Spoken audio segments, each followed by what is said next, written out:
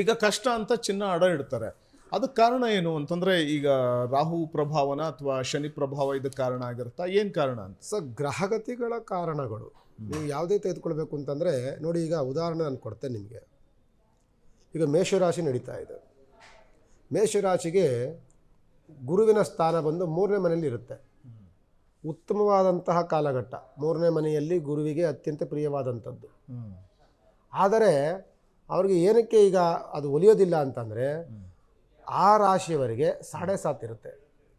Okay. ಬರೀ ಗುರು ಮಾತ್ರ ನಮಗೆ ಚೆನ್ನಾಗಿದ್ದರೆ ಆಗಲ್ವಲ್ಲ ಸರ್. ಶುಕ್ರ ಬರಬೇಕು, ಶುಕ್ರ ಯೋಗದಲ್ಲಿರಬೇಕು. ಚಂದ್ರ ಭಾಳ ಮನೋಕಾರಕನಾದಂಥ ಚಂದ್ರ ಅತ್ಯಂತ ಪ್ರಿಯ ಲಾಭಸ್ಥಾನದಲ್ಲಿರಬೇಕು. ಗುರುವಿನ ಯೋಗ ಬಲ ಇರಬೇಕು ಅಲ್ವೇ.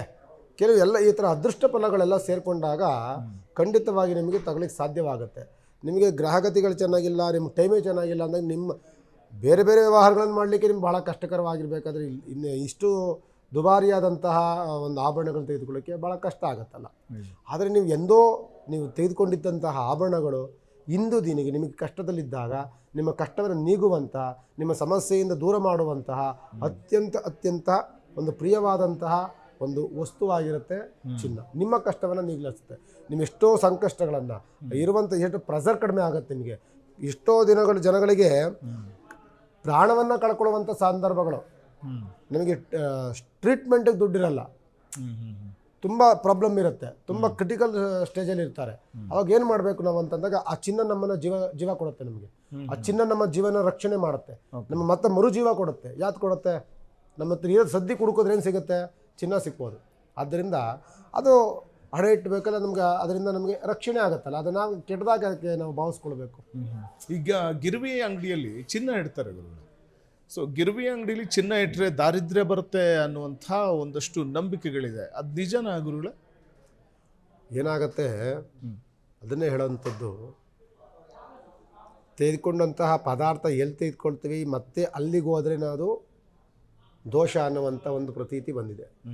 ಗಿರ್ವಿ ಅಂಗಡಿಯಲ್ಲಿ ತೆಗೆದುಕೊಂಡಂತಹ ಚಿನ್ನವನ್ನು ಮತ್ತೆ ಗಿರ್ವಿ ಅಂಗಡಿಲಿ ಇಡಬೇಡಿ. ಯಾವ್ದಾದ್ರು ಬ್ಯಾಂಕ್ಗಳಲ್ಲಿ ಲಾಕರ್ಗಳಲ್ಲಿಡಿ, ಅಥವಾ ಬ್ಯಾಂಕ್ಗಳಲ್ಲಿ ಲೋನ್ ಕೊಡುವಂಥ ಬ್ಯಾಂಕ್ಗಳಿದೆ ಅಲ್ಲಿಡಿ. ನಿಮ್ಗೆ ಅನುಕೂಲವಾಗುತ್ತೆ, ನಿಮಗೆ ಅದು ಚೆನ್ನಾಗಿ ಮತ್ತೆ ನಿಮ್ಗೆ ರಿಟರ್ನ್ ತುಂಬ ಅನುಕೂಲವಾಗಿ ಬರುತ್ತೆ. ಗಿರ್ವಿ ಅಂಗಡಿಗೆ ಇಡಬೇಡಿ. ಯಾಕೆ ಅಲ್ಲಿ ತೆಗೆದುಕೊಂಡಂಥ ಪದಾರ್ಥವನ್ನು ಮತ್ತೆ ಅಲ್ಲೇ ಇಡಬಾರ್ದು. ಕೆಲವು ಆ ರೀತಿಯಾದಂಥ ಕೆಲವು ವಾತಾವರಣಗಳನ್ನು ಹೇಳ್ತಾರೆ. ಅದು ನನಗೂ ಅದು ಸರಿ ಅನಿಸುತ್ತೆ.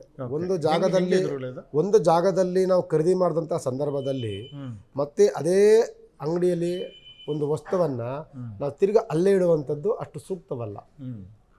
ಅದ್ರ ಬದಲು ಒಂದು ಜಾಗ ಬದಲಾವಣೆಯನ್ನು ಮಾಡಿಡಬೇಕು. ಒಂದು ಜಾಗ ಬದಲಾವಣೆಯನ್ನು ಮಾಡಿಟ್ಟಾಗ ಆ ಜಾಗದ ಮಹಿಮೆಯಿಂದನೋ ಆ ಜಾಗದಲ್ಲಿರುವಂಥ ಒಂದು ವೈಬ್ರೇಷನಿಂದನೋ ನಮ್ಗೆ ಅನುಕೂಲವಾಗುತ್ತೆ. ನೀವು ಎಲ್ಲಿ ಮನುಷ್ಯ ಅದನ್ನು ತೆಗೆದುಕೊಂಡಿರ್ತಾನೋ ತಿರ್ಗಿ ಅಲ್ಲೇ ಇಟ್ಟಾಗ ಅದು ಒಂದು ನೆಗೆಟಿವ್ ಒಂದು ಥಾಟ್ಸ್ ಇರುತ್ತೆ. ತಿರ್ಗಿ ಅದು ನಮಗೆ ಒಲಿಯೋದು ಕಷ್ಟ ಆಗುತ್ತೆ ಅನ್ನುವಂಥದ್ದು ಕೆಲವರು ವಾದ. ಇದನ್ನು ನಾವು ಕಡಾಖಂಡಿತವಾಗಿ ಹಿಂಗೆ ಅಂತ ಹೇಳಬಾರ್ದು, ಕೆಲವರು ವಾದ. ಅದರಿಂದ ಎಲ್ಲಿಟ್ಟರೂ ನಮಗೆ ಅದರದೇ ಆದಂಥ ಅದು ಪ್ರಮಾಣದಲ್ಲೇ ದುಡ್ಡು ಕೊಡಬೇಕಾದ್ರೆ ಅದಕ್ಕೆ ಆದಂತಹ ಒಂದು ಸ್ಥಾನವನ್ನು ಕೊಟ್ಟಿರ್ಬೇಕಾದ್ರೆ ಜಾಗವನ್ನು ನಿಗದಿಪಡಿಸಿದ್ದಾಗ ಕೆಲವು ಬ್ಯಾಂಕ್ಗಳಲ್ಲಿ ಇಟ್ಟು ತೆಗೆದುಕೊಳ್ಳುವಂಥದ್ದು ಖಂಡಿತವಾಗಿ ಸೂಕ್ತ ಇರುತ್ತೆ.